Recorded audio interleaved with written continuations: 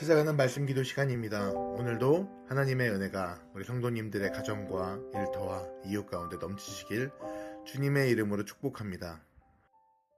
오늘 우리에게 주시는 하나님 말씀 마태복음 15장 21절에서 28절 말씀입니다.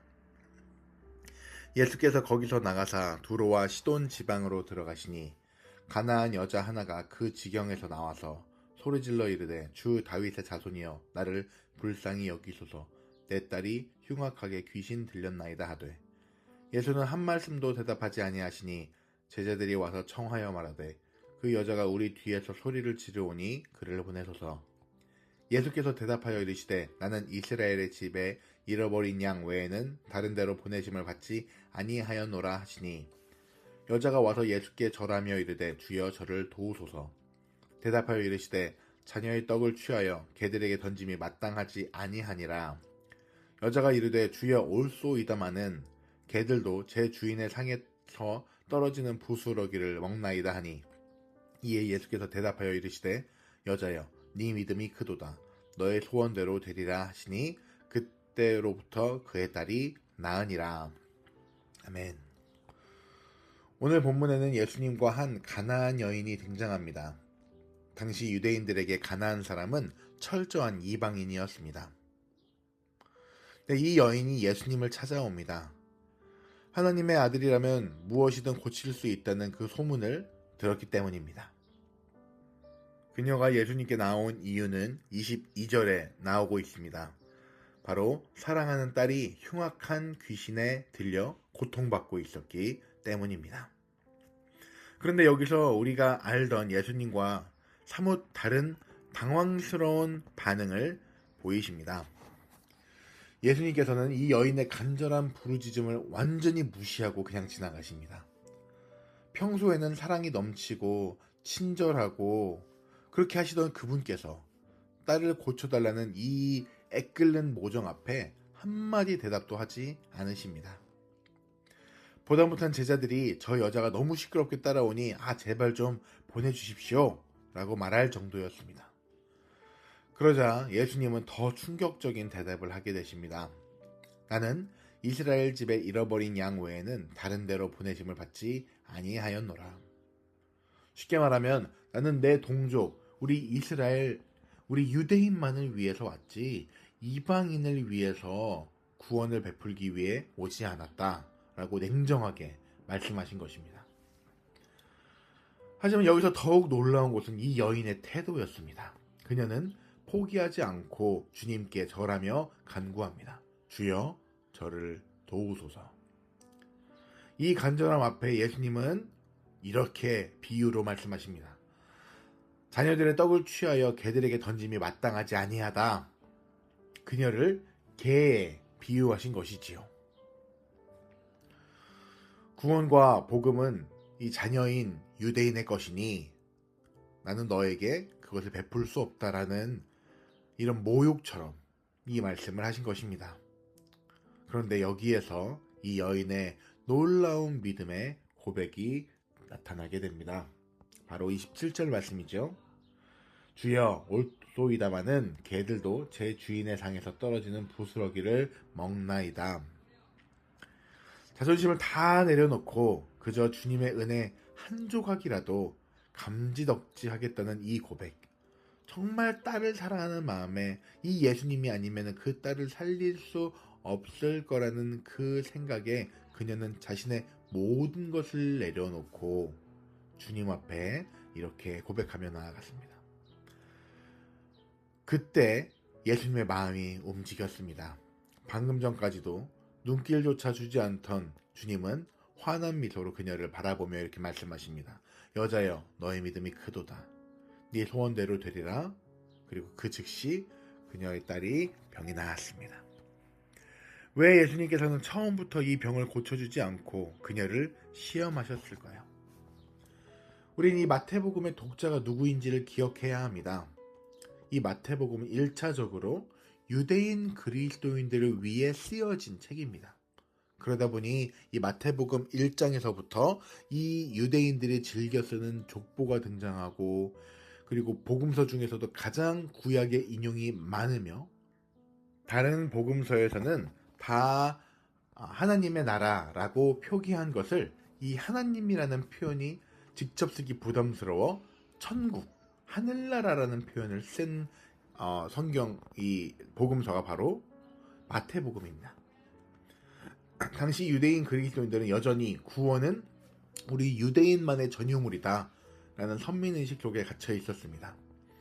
마태는 이 복음서를 통해서 이 편견을 깨고 싶었던 것입니다. 처음에 예수님이 이 여인을 무시하고 나는 이스라엘만을 위해서 왔다라고 하셨을 때 유대인 독자들은 역시 예수님은 우리를 위해 오신 분이야 라고 이해했을 것입니다. 하지만 이 결말에서 유대인보다 더 큰 믿음을 가진 이 이방 여인이 칭찬받고 또 그녀의 딸이 치유되는 장면을 보면서 이것을 읽는 독자들은 큰 충격을 받았을 것입니다.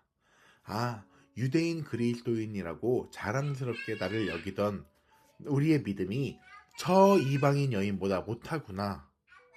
구원은 이 혈통이 아니라 믿음을 가진 모든 이들에게 열려있구나라는 것을 깨닫게 하려는 의도였습니다. 즉, 이 복음은 누구나 믿기만 하면 구원을 얻는다라고 하는 이 보편성을 선포한 것입니다. 사랑하는 윤윤교회 성도 여러분, 이 메시지는 오늘날을 살아가는 우리에게도 동일한 질문을 던지고 있습니다. 우리는 이 보편적인 하나님의 사랑을 믿는다고 하지만 정작 우리의 마음속에 어떤 이들을 이방인으로 설정해 두고 있진 않습니까? 교회 안에서 나와 잘 맞는 사람, 교회 안에서 형제 자매만 그런 사람만 사랑하기 쉽습니다. 그리고 나와 좀 성격이 다르거나 말이 통하지 않거나 하는 이들을 이방인으로 설정하는 경우도 많이 있습니다. 하지만 하나님께서는 우리가 싫어하는 사람들, 나와 관계가 좋지 않는 사람들, 그들도 구원과 사랑이 필요한 영혼으로 바라보기 원하십니다. 심지어 우리가 세상에서 일하며 나아갈 때, 직장생활 속에서, 학교에서, 여러 군데서 살아갈 때 나를 힘들게 하는 이들, 나를 괴롭게 하는 이들조차도 결국 그들도 하나님의 사랑하는 자녀들이라 라는 것을 우리에게 말씀하고 계신 것입니다. 그러므로 오늘 본문을 통해 마태가 이 유대인들의 좁은 시야를 깨뜨려 이방인 선교의 길을 열었듯이 이번 한 주 나의 좁은 사랑의 울타리를 넘어보시기 바랍니다. 나를 짜증나게 하고 힘들게 하는 그들, 내가 이방인이라고 생각하던 그들을 하나님의 시선으로 바라보고 작은 친절이라도 베푸는 우리 모두가 되시길 주님의 이름으로 축원합니다.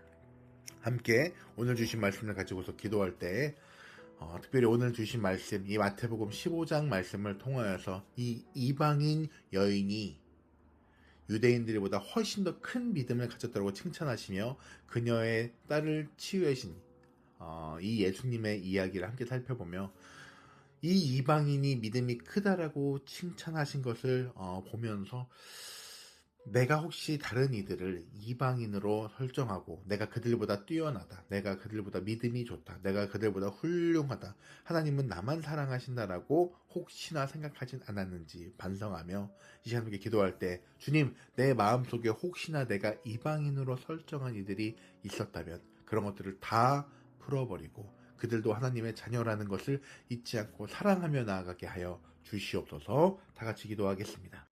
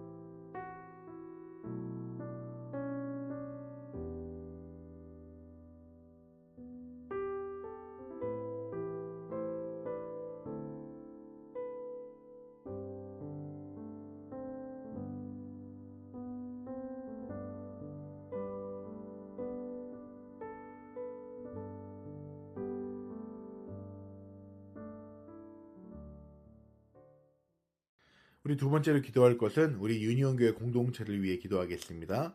특별히 오늘은 우리 차세대부, 우리 다음 세대를 위해서 함께 기도하겠습니다. 하나님께서 주신 이 유니온교회의 귀한 이 교육부서, 우리 아이들, 유치부, 초등부, 유스, 우리 KM 청년부, EM 공동체에 이르기까지 하나님의 은혜와 사랑이 가득한 그런 차세대부 되게 하시고, 이들이 유니온 교회와 한인교회의 미래가 된다는 것을 기억하며 그들에게 하나님의 그 복음, 말씀을 철저하게 가르치는 우리 교육부서 되게 하여 주시옵소서. 섬기는 선생님들, 교육자들 한 사람 한 사람 지켜주셔서 그 일들을 잘 감당하게 하여 주시옵소서. 같이 기도합니다.